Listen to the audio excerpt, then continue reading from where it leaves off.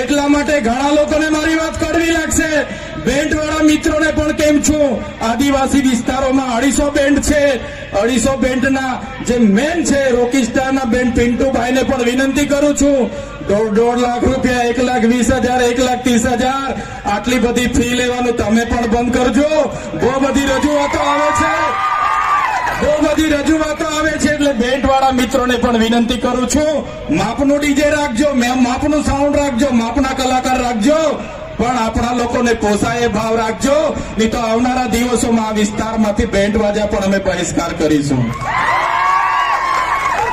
મારા યુવાન મિત્રો, 11 વાગ્યાથી નાચવા પડો છો, 5 વાગ્યા સુધી નાચો છો, કૂદો છો.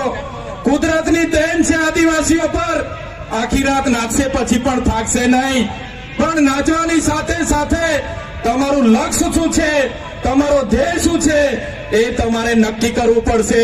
અને અહીંયા વડીલો માતા બહેનોને પણ વિનંતી કરું છું, તમારો છોકરો આઈફોન લઈ માગે, KTM લઈ માગે, R1 લઈ માગે, જે પણ લઈ માગે, એને તમે પહેલા ભણાવો, ગણાવો, એને એની કારકિર્દી બનાવો, પછી એને તમે તમારી બાઇક લઈ આપવાની, 4 લઈ આપવાનું હોય તે કરજો.